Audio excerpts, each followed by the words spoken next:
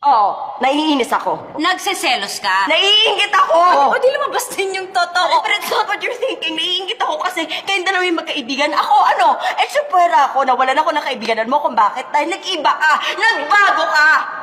Nagbago ako kasi yun ang gusto mo, di ba? Paulit-ulit mong pinaramdam sa akin na wala akong kwentang tao kaya inayos ko yung sarili ko, kaya tumino ako. Tapos hindi mo kaya maging masaya para sa akin? Kasi bakit? Kasi nagawa ko yun ng wala ka, nagawa ko yun ng hindi ka kasama. Mali ka. Wow! Mali na naman ako. Kasi ikaw yung palaging tama. Kasi ikaw yung nakaangat sa amin. Sa mga mata mo, kami yung laging mali, kami yung may dumi, kami yung palpak. Ikaw yung magaling, matalino, busilak ang puso mo. Gusto nga kitang tinutulungan kasi mahal kita. Gusto ko maging masaya ka. Hindi totoo yan. Ginagawa mo yan para sa sarili mo nang sa ganon bida ka.